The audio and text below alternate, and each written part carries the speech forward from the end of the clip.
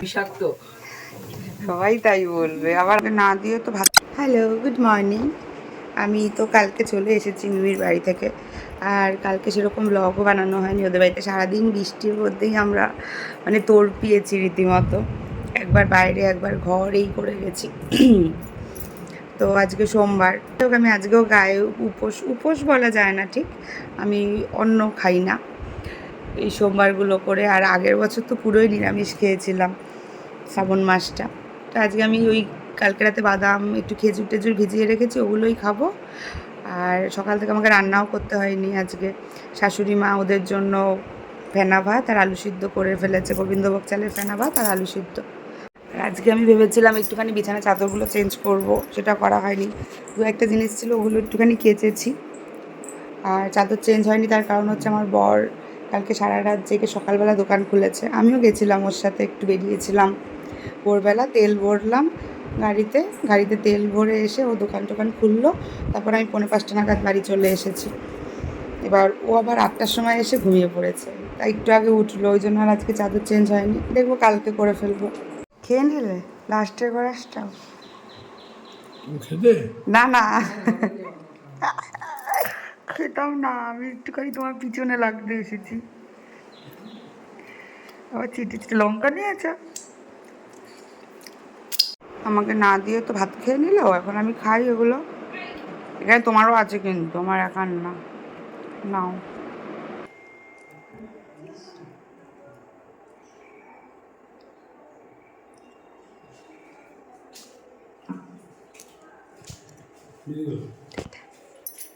Good boy, tata.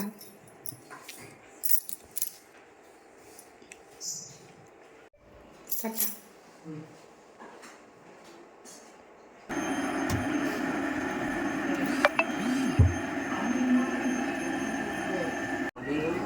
হ্যাঁ,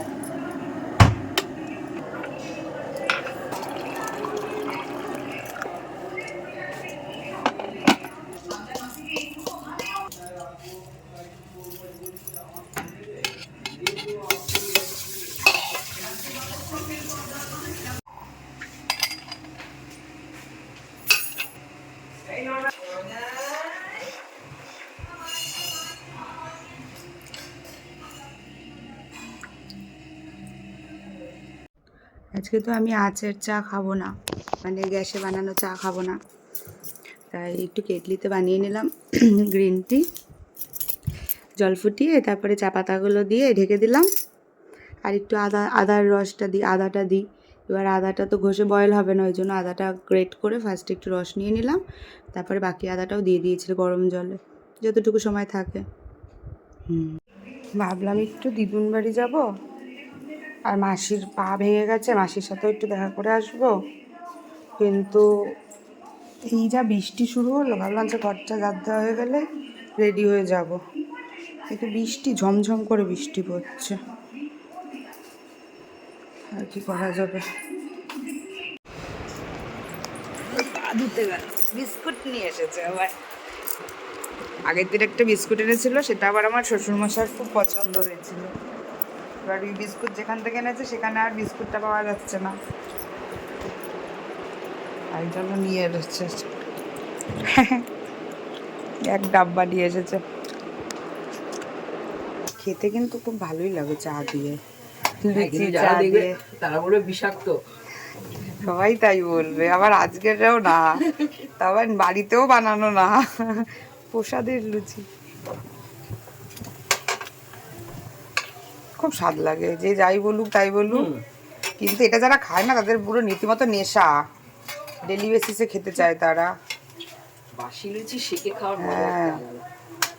শুধু লুচি না, যদি রুটি থাকে একটু তেল দিয়ে ওই রুটিটাও একটু ভাজা ভাজা করে নিলে, হ্যাঁ বহুত স্বাদ লাগে। অসুবিধাও হয় না, অভাবও হয় না জিনিস। তার মাথা খারাপ, বিশাল চা দিয়েছে। কেউ খাবি না, আমি সকালে গ্যাসের ওষুধ খেয়েছি। তুমি একটু বেশি ওর সামনে দেখিয়ে দেখিয়ে একটু ফুটকি মতো ছিঁড়ে ছিঁড়ে খেও না, তাই বলে। একটু থাবা মারবে ও।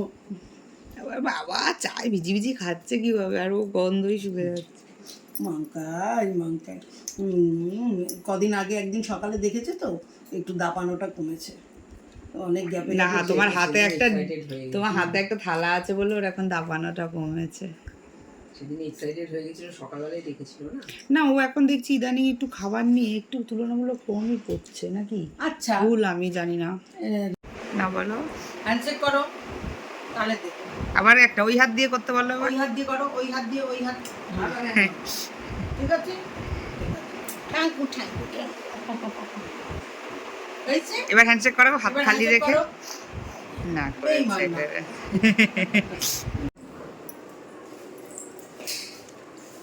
আরে বলো না, আমার জামাই আমায় এত সুন্দর ছাতা দিয়েছে, বেরোতে আসতে আগে তো দিদু কাকুর ছেলে হাসতে হাসতে পড়ে যায়।